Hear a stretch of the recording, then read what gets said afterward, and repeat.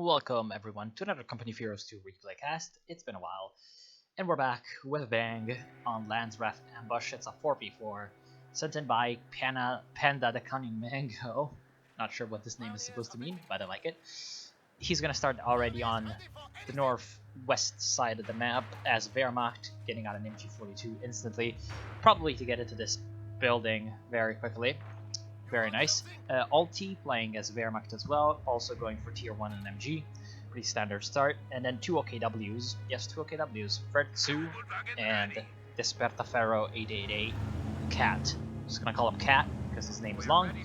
Double Kubu wagons coming in from OKWs. Very, very annoying units to deal with, especially because they're gonna come in, cap all your points, and then kill all your infantry with their MGs. So the allies need to be very much on point to actually defeat that double Kubo start. On the right side, Yadvo, playing as the British, is starting to get out some of his infantry sections to capture some points, and he's going to get Vickers out, but will it be in time? I'm not sure. Rudy McSuckschweiss is also coming down with an MG, but in a different order. First MG and then infantry section. Obviously that would mean that his MG will be out a little bit quicker than his opponent's is. And so, first engagement will be happening on the right side of the map. Sturm Pioneers coming in from the flank, trying to deal some flank fire on these infantry sections, but the two Kubu wagons are in the front are just piling on the heat with their MG34s, and a Storm Pioneer squad will ambush one of the infantry sections, thus forcing them to retreat. Also, very nice positioning of the MG, the Vickers MG, and also the squad on the right side, the Sturm Pioneers were forced to retreat, so this is an actually perfect position on the MG. We'll be able to pretty much suppress and force to retreat the Sturm Pioneers, along with the infantry section's supporting fire. We'll be able to probably also take out the Kubu wagon if it doesn't retreat very quickly. In the meantime, on the left, Kubu wagon looks like it will live. We have a Soviet player, Cyberdemon Systems, and also another British, so free British, Warworm, who hasn't captured any points. Very interesting play. He's got a Vickers machine gun right set up basically near the edge of the Allied territory in a very precarious position. One flanking move like this one from Alti's Grenadiers might just make it essentially obsolete in this position, but there is a universal carrier from Warworm ready to just plow through the MG42 from Panda. Now there is a second MG42 covering it though, and along with a mortar being brought up to counter the Allied MGs, this is I think a very nice play for the Wehrmacht at the start. Using their excellent mortar to get use will be nice. However, it does look like the Grenadiers from Alti will be forced to retreat, and this means that the Vickers is able to put down some extra fire on this MG42, along with the Bren coming in from the Bren carrier. That will force the MG to retreat, and will force the second MG to pull back to the building, and also essentially force itself shut in the barn, so that it can protect the mortar pit. Or rather, it's just a mortar, which would not be a very good thing. We also have a very nice flanking maneuver. Hold on one second. Sorry for that very loud noise. I know it was very loud. We have a flanking move. My volume was a little bit too loud. Very nice, actually stealing the Vickers machine gun. Loses the Volksgrenadier squad for it, but if he can get away, and I think he will, that would be a very nice move, because I would rather have a suppression unit than a Volksgrenadier that I can replace basically instantly. But the MG goes down. There is a second Volksgrenadier squad ready to pick up essentially the machine guns leftovers, but they will also be in a very big world of hurt, because there's two infantry sections coming down and trying to defeat them. And thankfully for them, they will be able to retreat, because the infantry sections were not able to put down enough fire, because the Vickers machine gun in this trench was a little bit out of range over the Volksgrenadiers.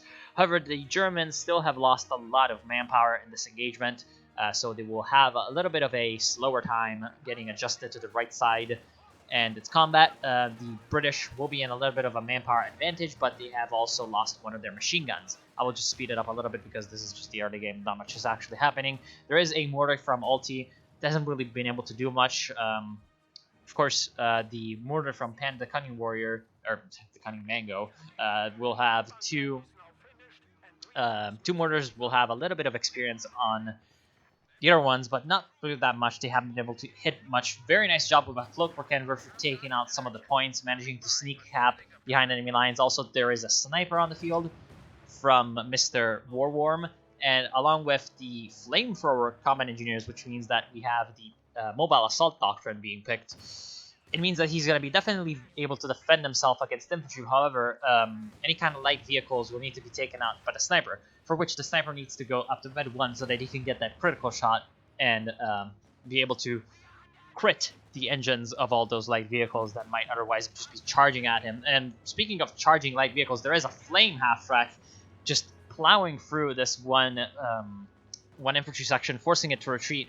Flame half-track obviously very dangerous, especially to troops and buildings. This Maxim has to run away or else it will pretty much feel the burn, and in fact I think it will feel the burn regardless. There is an infantry section trying to assist, but unfortunately there are no AT guns around, which is definitely a problem. Cyberdyne system does have one coming up to the front. It's in fact very close to the action, but it is a little bit out of position, so the repositioning AT gun will not be able to nail the flame half-track with a surprise shot, and the Kugelwagen will be coming in to recapture the fuel point, but it's getting stuck on some tractors, so that's a problem. There are some Panzer Fusiliers coming on the field from Cat. So Cat, along with the fact that he's building a Schwer Panzer headquarters, will be definitely able to deal with the enemy infantry units, along with also his support gun, the LEIG. So starting to lock down the right side against enemy infantry, the British will have to bring out some kind of vehicle, some kind of tank, in fact, to deal with the Schwer Panzer headquarters, but there are no tanks available to them right now. Rudy McSaxtrice does have the tier 3, so he is able to actually build a Cromwell. He will have enough fuel to do so in a couple of minutes, so we should see a Cromwell in about 3 minutes, and I definitely think it is the correct idea to go for a Cromwell right now. On the center, there is the Flame Half-Track just going on an incredibly savage rampage through all the British infantry. There is absolutely nothing that they can do to stop this guy. And, there is something that they could do. It would be to have anti-tank weapons, but they don't have anti-tank weapons, and so they kind of were punished because of it. Right now, there is the problem, the fact that Ulti, while he has been doing good work with that flame half-track, he hasn't really been able to do anything else to really relieve the pressure on the left side of the map. The Germans have managed to capture some points around, but they also haven't been able to keep a secure hold over the center, or the left VP.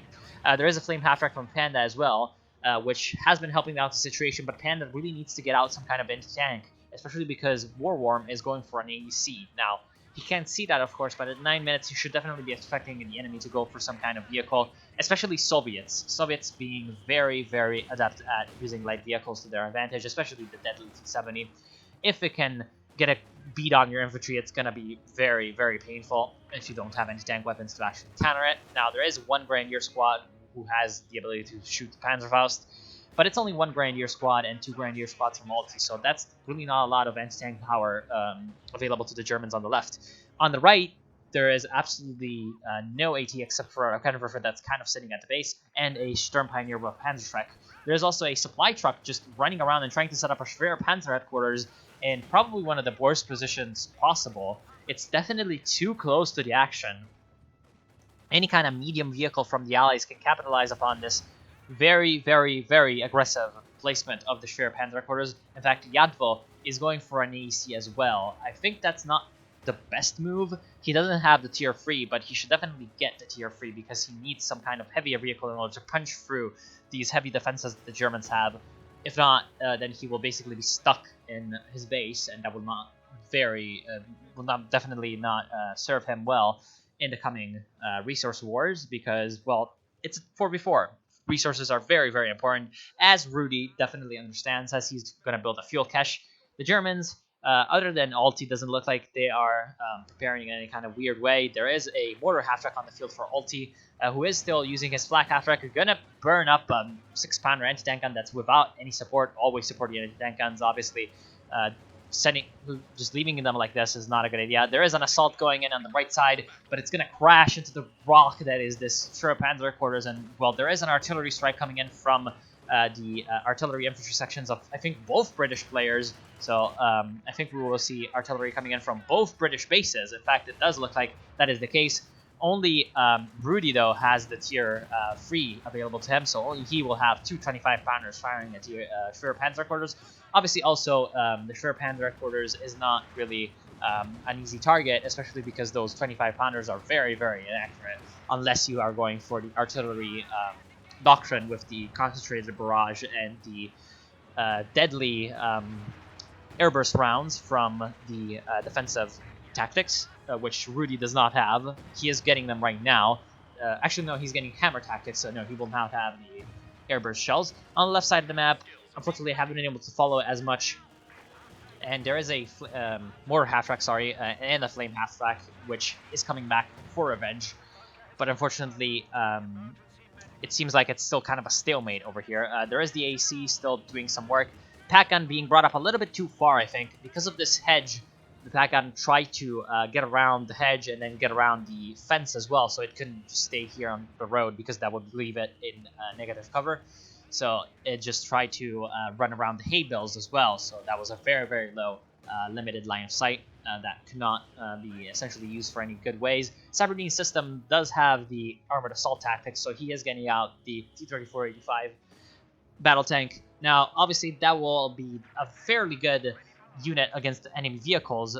However, there aren't really that many German vehicles on the field right now. Ulti has used 80 of his fuel to get out these mortar half-tracks and quite a bit more fuel, I think 15, in order to get... No, 30 shows. In order to get out the flame half-track. So he's used 110 fuel on light vehicles, which means that he will not exactly have the most advanced units anytime soon. He does have the battle phase free, which means that he will be able to build the heavy panzer corps soon enough. Just like Panda the Cunning Mango did, he just built the heavy panzer corps, and he has 135 fuel, so he will be able to get out one big heavy vehicle soon enough. I would like a Broom Bear actually on the field. However, once he sees the T-3485, then the Broom Bear kind of becomes a mute point. Doesn't want to actually build a Broom Bear against the T-3485, so I would definitely go for the Panther right now instead of the Broom Bear. Panda the Cunning Mango doesn't have any doctrines selected, so he's definitely keeping his options open for the later stages of the game, which is not a bad idea at all. His allies are all kind of locked into a choice already. Special Operations Reverse 2, which means that Command Panther will be available to him. Very, very useful. He's retreating all his units into his own grenades, which is not exactly that great. Nicely using the infiltration tactics to destroy very quickly this fuel cache that Rudy had built. Now, I would definitely like to see a little bit more work with the battle group headquarters, but it doesn't look like there is actually the retreat point unlock already on the field for Verse 2. Now, Satchel, a Gammon grenade, Satchel Charge Light, essentially, being thrown on the Sure Panzer headquarters will do a little bit of damage to it, and there is an artillery strike coming in. Not sure if it's a doctrinal one or if it's just the base. I think it's just the base, so they will probably not destroy the Sure Panzer headquarters anyway. Flame half-track goes down after 15 kills, and in fact, it will get 2 more kills in revenge at the last second. So after 17 kills, the Flame half-track does go down to the 6-pounder. 6-pounder, though, is pretty much able to be either captured or destroyed by the Germans as quickly as possible. Essentially, just the Stern Pioneers could be easily salvaging this, or the Panzer Fusilier Horde, 18 Panzer Fusiliers coming in. They could definitely also take this anti-tank gun for themselves. Does look like Cat will be trying to salvage it, so getting out a little bit of extra resources. He does have free supply trucks already set up, or sorry, 2 supply trucks already set up and 1 in a supply truck form, so he's still waiting to set it up. Panzer IV definitely kind of being overzealous a little bit, pushing up without infantry support into a cloaked anti-tank, well, not a cloaked anti-tank gun, but a semi-hidden anti-tank gun, was not the best decision possible. There is another push coming in from the Germans, taking out some fuel caches in the center. Very good job by Cat, being very aggressive with his units. That's exactly what I want to see when you are winning the game, because if you are aggressive and you continue to win, then that will be very nice. In the long run, will improve your chances of actually pulling through to the end. Taking out one of the Maxim machine guns, almost taking out the sniper, coming in with a flanking maneuver from essentially the south to the west, and well, it will be stopped by the Centaur anti-tank gun, anti-air tank, which is obviously very, very effective against infantry, especially these big, expensive squads like the Panzer Fusiliers. In fact, the Panzer Fusiliers are probably like the best unit to use the Centaur against, except, well, over Sedan, obviously. There is a Comet on the field, though, for Rudy McStrice, so he will be definitely hard-pressed to counter that with his Raketenwerfers, because Raketenwerfers will not be able to withstand the combination of speed and firepower that the Comet actually provides. Now, Yadvo doesn't have any units out yet with his late game, but he does have a lot of resources in the bank, so he is building the Hammer Tactics. After he can get the Hammer Tactics rolling and get some Comets out in the field, he does have the resources for it.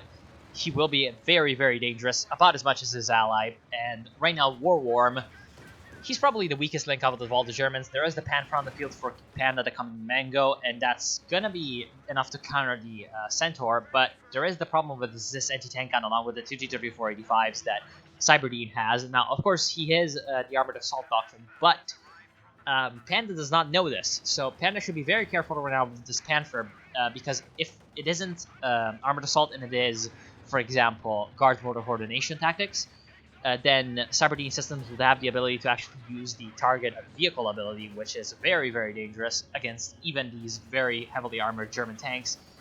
Being able to, with the T-35s, actually flank the Panther and then destroy it thanks to the double damage from the target vehicle would be very dangerous for Panda, so he should be very careful with his T-3485. Of course, the fact that there aren't any guards on the field, any guards riflemen, should be kind of tipping them off already that it isn't guards motor coordination. But at the same time, you can never be too safe.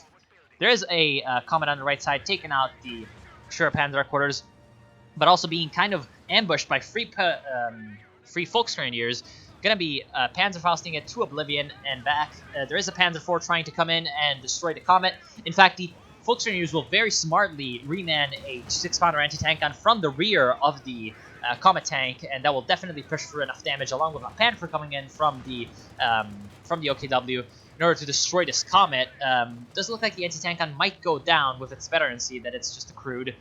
The Comet has used the AEC has used the smoke screen. Very nice, actually helping out his ally with the smoke screen, and the Panther will be taking on a damaged engine from the AC? No, from a mine. Must be from a mine, because the British infantry don't have any snares. The Comet tank will go down, first abandoned and then destroyed with a nice attack round. And then also the AC goes down, but there is a new Comet tank coming in from Yadvo, definitely running into the gauntlet of German AT. Not a good idea. Running into the Hornet's Nest was definitely the worst idea he could have had. Right now his Comet is struggling for its life with a damaged engine, trying to run away in a very tight corridor against anti-tank weapons firing at him from the front, and the infantry chasing him with anti-tank handheld weapons. So obviously not the best situation right now for the Comet, but I think he will be able to survive thanks to his excellent frontal armor and the fact that the anti-tank gun has to set up before it fires, and the Comet, despite the fact that his damaged engine is kind of giving him a speed debuff, he will be able to outrun that anti-tank gun at least, so he will be able to at least escape. One mistake that the Germans have made is that they haven't been able to recapture this anti-tank gun. Right now, the Command Panzer IV combination from Verse 2 should be able to destroy this anti-tank gun and prevent the use from the Allies. There's also a Commando squad coming in from Rudy, trying to decap the fuel point, so obviously trying to get the edge on the fuel war, which right now the Germans are winning. But there is a S-mine field, along with a couple of Grenadier squads, ready to intercept this Commando squad, making this landing a very, very daring but very, very unsuccessful operation for poor Rudy, who has used pretty much most of his manpower reserves on this Commando. He had 700 manpower, a little bit of floating, in fact, coming in from him, a little bit too much, in fact. Along with Cyberdine Systems, he's also floating a little bit too much, and Verstu. So definitely need to be cutting down on that floating. Panda has gone for the Jaeger armor doctrine, which is definitely going to be helpful. However, I don't think it's what I would have gone for, because Cyberdine Systems does have these T-3485s, and the T-3485s will be able to flank the Elephant if Panda decides to ever get one. However, that will not be anytime soon, because there are 2 Panthers on the field for him, and that's a lot of fuel. In fact, I think it's pretty much 350 fuel, right? Yeah, 150 plus 200, so that's 350 fuel for him. He has run into the minefield that the Allies had set up in the left side. That was a little bit reckless, pushing up without the minesweepers. He does have a minesweeper squad capturing the VP, so he should have waited for them to actually finish capturing the VP before unleashing his offensive, and that will cost him one of the Panthers. The second Panther will be running away with pretty much full HP, and that will prevent his destruction from the hands of the Allied forces. However, there is one of the T-34-85s up to Vet 2, so that will improve the main gun targeting and rate of fire. Very, very dangerous with a tank like the T-34-85 that can actually do some quite good damage with the main gun, especially against enemy vehicles. So, if Cyberdyne Systems can keep these T-34-85s alive and sort of get the snowball rolling with the swarm of T-34-85s, and then eventually the S2 to top it all off like a very, very, very delicious cherry on top of a very delicious cake, then he's going to be able to also have the heavy tank working along the swarm of medium tanks, and then be able to counter the pure medium tank approach that the Germans right now are pulling off. Alti also has gone for a Panther. So right now the Germans only have anti-tank specialized medium vehicles, which right now is kind of working against them because they're very much losing the combined arms war. In that last push, the two Panthers were charging in against an anti-tank gun, mines, infantry, and also tanks. So that's why essentially they lost despite their superior stats compared to the T-34-85s. And despite the fact that there were two Panthers to two T-34-85s, that is because of the support of all those extra elements that the Allies were able to bring to bear upon the Germans, whereas the Germans only had their vehicles and a couple of pioneers that were capturing the point and not actually participating in the fight. Panther showing the rear armor, definitely very, very unlucky to be caught in such a desperate position by the T-34-85s. Some kind of anti-tank strafing run, maybe? Oh no, actually an artillery, sector artillery coming down, which is definitely not good, because the sector artillery will be following the T-34-85s and firing at their last known position. So it will actually be firing on German positions this entire time. In fact, taking out the bunker almost. So as you can see, that sector artillery almost managed to completely ruin the German defensive line, but it did serve to actually scare the T-34-85s. In fact, one of the T-34s was destroyed, the Vet-2 one, so that was overall a very good engagement for the Axis forces, managing to get a little bit of a lead back into the left side of the map, which is the side of the map that for them is going worst right now. The OKW is doing very, very nicely on the right side. Looks like there has been a stalemate so far.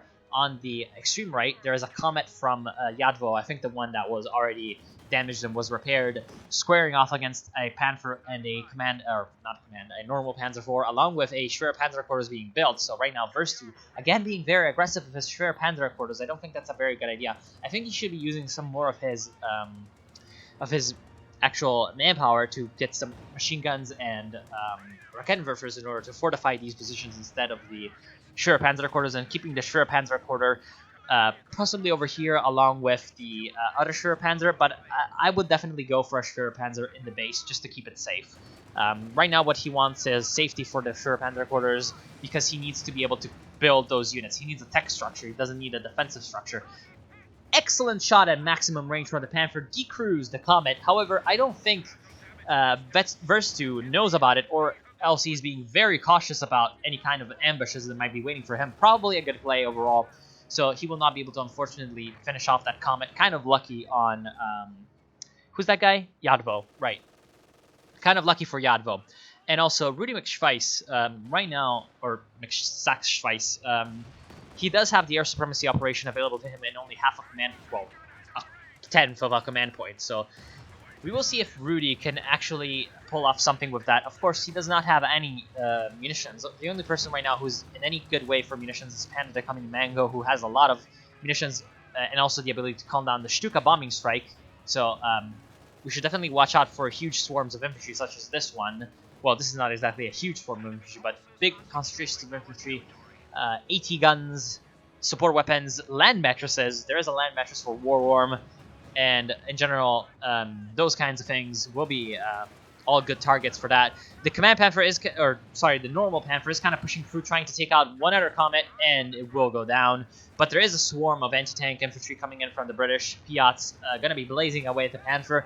Panther manages to retreat, though, so thankfully for Cat, he will be able to actually survive in that regard. Now, there is a bit of a infantry blob coming in from the British. They might be able to take out this support gun, which could be a decent victory. There is Ved 1 on the support gun, but there are some mines able to actually deal some damage to this blob of infantry, and along with this machine gun, they will be able to probably save the League from destruction. That, along with the fact that the Germans are still fortifying the right side of the map, means that the Allies will not be able to get any kind of good pushes on the right side anytime soon. what I would advise for the British to do is actually to focus on the center and then try to help out on the left.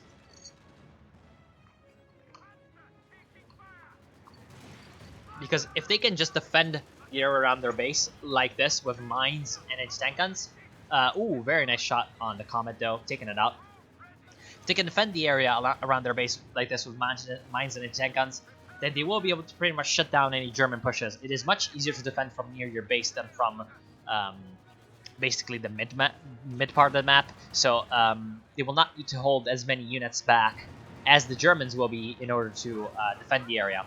So that means that they will be able to essentially redeploy more units to the center to capture that area and then help out on the left side to try to capitalize upon the successes that the Allies are already kind of having on this side. There is the elephant on the field from Panda the Cunning Mango, and I think that's a decent decision. I like the command bunker right now. He is able to reinforce his units and also heal them up at the front, so that is a good thing.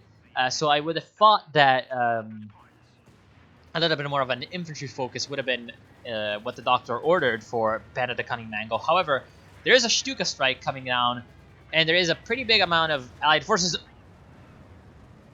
Oh, that was a good Stuka strike. Taking out one Maxim, taking out the crew of another Maxim. One of the Maxims was actually destroyed, as you can see. Taking out the crew of another Maxim, taking out, I believe, 2 infantry sections from Warworm. So that, and also probably a commando as well. So very, very nice Stuka strike at this left VP. So good job on the Stuka strike. Now he needs to capitalize upon it. He needs to send in his infantry that is now fully healed and fully replenished, along with essentially the support of the Elephant and the Panther. The Panther should be scouting up ahead and trying to, along with the combat engineers with the minesweepers, trying to scout out for dangers, because the Panther can survive shots from, for example, this IS-2 to the face, while his infantry really can't. So he should be very careful of the IS-2 once he sees it. Of course, he hasn't seen it right now, but soon enough he will notice. Now, very good job with the land mattress, actually taking out all the support weapons that Panda had remanned. That's probably what this land mattress has been doing this entire game and how it achieved these 17 kills on Vet 2. Land mattress, obviously very, very effective against any kind of concentration of slow units. However, oh yeah, you need to be very careful with tanks like the IS-2 that have very, very good HE damage. Now, the reason that is because there's a lot of craters around over here, which provide yellow cover. Now, this normally would be a good thing, because yellow cover shields from damage. However, explosives don't really care about yellow cover. And then the other good thing about yellow cover for explosives is the fact that units tend to huddle up more in heavy cover, in light cover and heavy cover. They tend to like to hug each other. Instead, in the open, they tend to adopt a more spread out formation, which means that this IS-2 essentially had a much easier time of taking out those Grenadiers because of that. So need to be very careful with that. Now, Elephant is in a little bit of a precarious position. It's being targeted by 2 Sherman Fireflies, but at the same time, there's a Jagdtiger coming in from Cat, who has sent it from the right side to the left side to help out. Very good job taking out one of the Fireflies and also attracting the attention of the 2 T-3485s. This is bad for the Jagdtiger. As I've already said, the T-3485 very, very good at flanking those super heavy tank destroyers that can't really turn.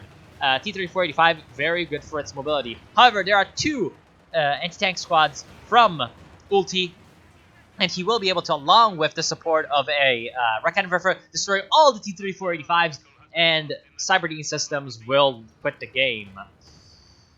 I'm not sure why he rage quit. He still has an IS-2 tank on the field, but it doesn't look like he... Oh, and there's another Stuka strike coming in on the huge repair blob and the land mattress. I think that will be the end of the game. Great job with the buy. Great job taking out also the Centaur AA tank, ironically taken out by an airstrike. Rip AA tank. And coming in with the push, the Allies will surrender. Very, very nice play at the end by the Germans. They were able to pretty much gather up their forces, deal enough damage to the Allies so that they were kind of forced to focus on the right side a little bit. And then by Cat, essentially Cat is the one that finalized this. He came in with the Jagdtiger at the appropriate moment, along with his Panzer Fusiliers, to support the decisive engagement on the left side that was happening between the Germans and the Soviets slash British on this side, while the British on the right side were completely blindsided to this. They were basically just preparing for the defense of their base, essentially, and they were bottlenecked over there.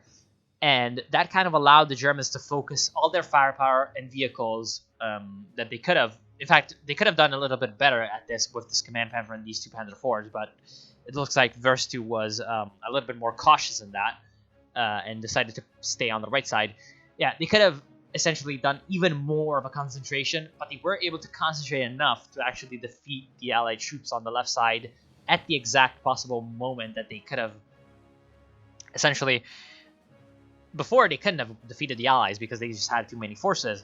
But then they came in, they managed to destroy the Fireflies, which were kind of holding back the German vehicles, and they were also able to destroy the Maxims with the Stuka Strike. Very excellent Stuka Strike, destroying the Maxims. As you can see, both of these Maxims are green.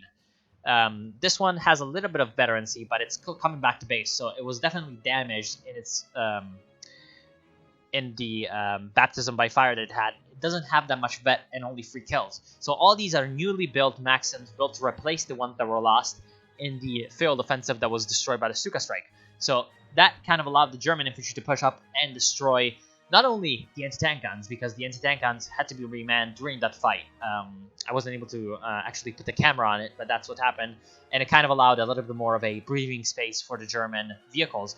It also allowed the German anti-tank infantry, namely the anti-tank Panzer Grenadiers from Alti, to come in and destroy the T-34-85s with well-placed Panzerschreck rounds. So that's pretty much what happened at the end of that game. I want to thank you all for watching.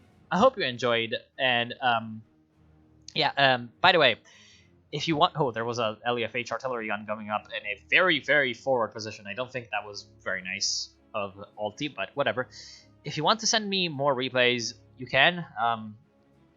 Over here, Panda sent me one, and it's been the first that I've gotten in quite a while, which is why I've casted it.